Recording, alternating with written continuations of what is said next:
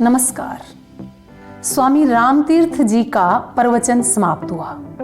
अपने प्रवचन में उन्होंने सेवा धर्म की महत्ता पर विस्तार से प्रकाश डाला और अंत में यह निवेदन किया कि जो इस राह पर चलने के इच्छुक हों वे मेरे कार्य में सहयोगी हो सकते हैं। इस पर दो व्यक्तियों ने अपने नाम लिखवाए। स्वामी जी ने उसी समय पर दूसरे दिन आने का आदेश दिया।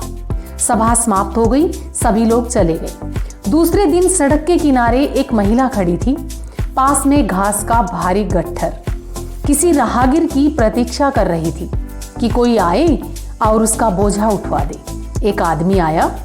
महिला ने उससे अनुनय विनय की, पर उसने उपेक्षा की दृष्टि से देखा और बोला, अभी मेरे पास समय नहीं है, मैं बहुत महत्वपूर्ण कार्य संपन्न करने जा रहा हूं। इतना कह वह आगे बढ़ गया। थोड़ी ही दूर एक गाड़ी दलदल में फंसी खड़ी थी। गाड़ीवान बैलों पर डंडे बरसा रहा था, पर बैल एक कदम भी आगे नहीं बढ़ रहे थे।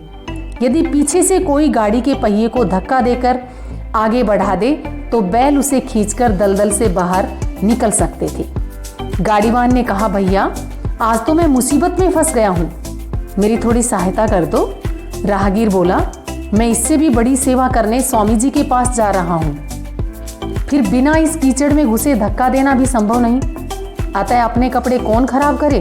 इतना कहकर वह आगे बढ़ गया और आगे चलने पर उसे एक नेत्रहीन वृद्धा मिली जो अपनी लकड़ी सड़क पर मार मार कर दयनीय स्वर में कह रही थी, कोई है क्या जो मुझे सड़क के बाईं ओर वाली उस झोपड़ी तक पहुंचा दे। भगवान तुम्हारा भला करेगा, बड़ा एहसान होगा। वह व्यक्ति बड़बड़ाया, क्षमा करो मां, क्यों मेरा सगुन बिगाड़ती हो। तुम शायद नहीं जानती मैं बड़ा आदमी बनने जा रहा हूं, मुझे जल्दी पहुंचना है। इस तरह सबको दुत्कार कर वह स्वामी जी के पास पहुंचा। स्वामी जी उपासना के लिए बैठने ही वाले थे। उसके आने पर वे रुक गए। उन्होंने पूछा, क्या तुम वही व्यक्ति हो जिसने कल की सभा में मेरे निवेदन पर समाज सेवा का व्रत लिया था और महान बनने की इच्छा व्यक्त की थी। जी हाँ, बहुत अच्छी बात है, आप समय पर आ गई। थोड़ी देर बैठिए, मुझे एक अन्य व्यक्ति की भी प्रतीक्षा है। तुम्हारे साथ एक और नाम लिखवाया गया था। जिस व्यक्ति को समय का मूल्य नहीं मालूम वह अपने जीवन में क्या कर सकता है, उस व्यक्ति ने हंसते हुए कहा। स्वामी जी उसके व्यंग्य को समझ गए थे, फिर भी वे थोड़ी देर और प्रतीक्षा करना चाहते थे। इतने में ही दूसरा व्यक्ति भी आ गया। उसके कपड़े कीचड़ में सने हुए थे, सांस फूल रही थी। आते ही प्रणाम कर स्वामी जी से बोला, मुझे क्षमा करें, आने में देर हो गई। मैं घर से तो समय पर निकला था, पर रास्ते में एक बोझा उठवाने में, एक गाड़ी को कीचड़ से बाहर निकलवाने में तथा एक नेत्रहीन वृद्धा को उसकी झोपड़ी तक पहुंचाने में कुछ समय लग गया और पूर्व निर्धारित समय पर आपकी सेवा में उपस्थित न हो सका।